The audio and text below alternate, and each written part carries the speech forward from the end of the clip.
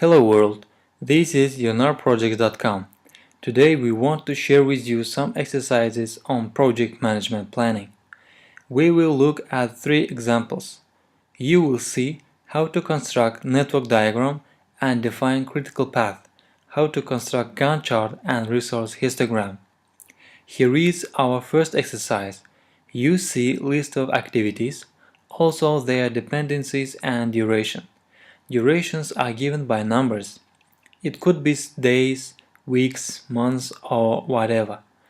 For example, activity A is the first and doesn't have preceding activity.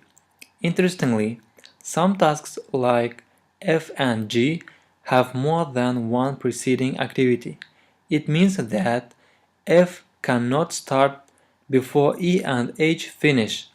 Let's begin to draw network diagram according to this information in the table. Pay attention to the table above on the right side of the screen. This is for one activity or task. Each activity has duration, earliest start and finish times, and latest start and finish times. We will start from the simplest. As you can see, we constructed network diagram by task dependencies and wrote durations. Durations are painted green here.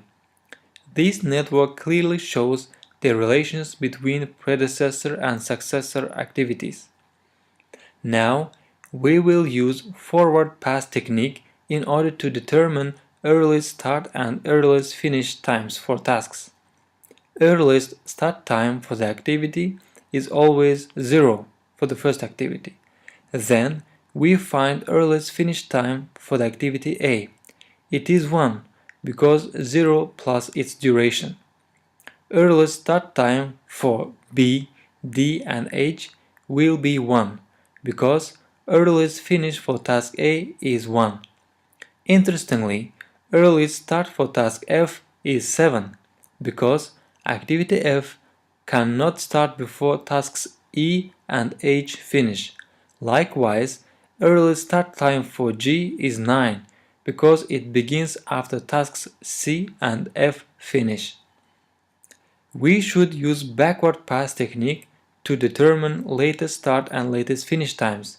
We always start from the last task. The earliest finish and latest finish times for the last activity will be the same. Latest start for the task is latest finish minus duration. Pay attention to the latest finish time of the task A.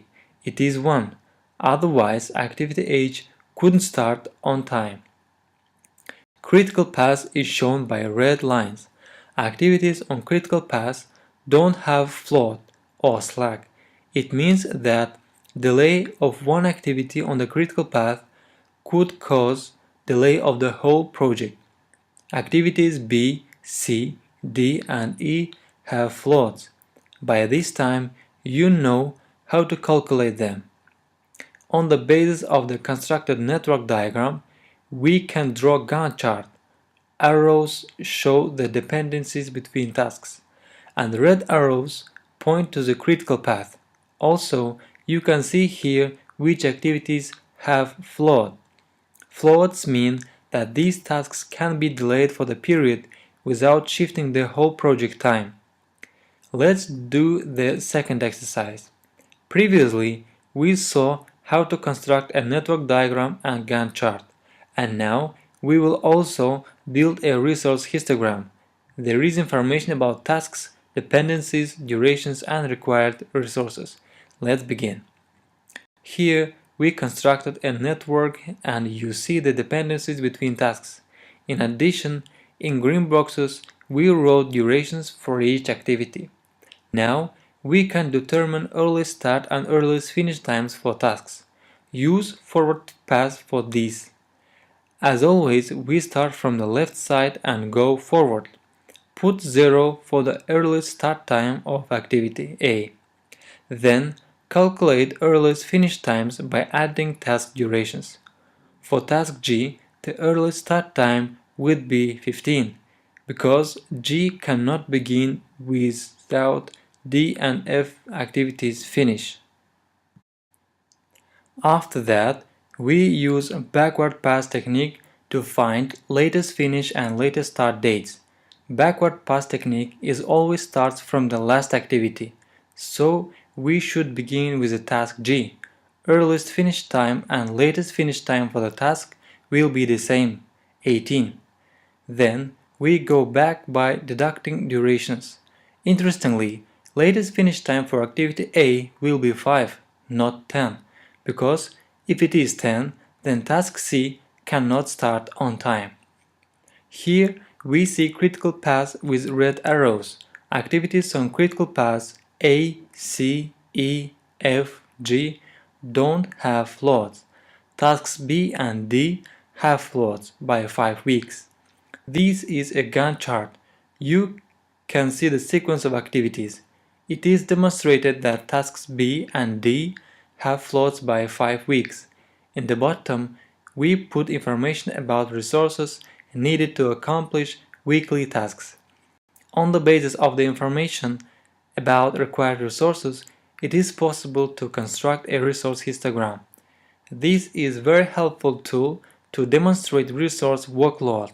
Depending on resource availability, you can use resource leveling or crashing techniques to shorten a project duration. Eventually, let's do the third exercise. There is all information needed to construct a network, Gantt chart and resource histogram. You see that this exercise is a bit more complex because two activities have by two preceding activities. As in previous exercises, here we constructed a network with task dependencies. Numbers in green boxes show durations. Firstly, we use forward pass technique to find out ES and EF. ES for the first activity A is 0, as always. For activity F, for example, ES is 10.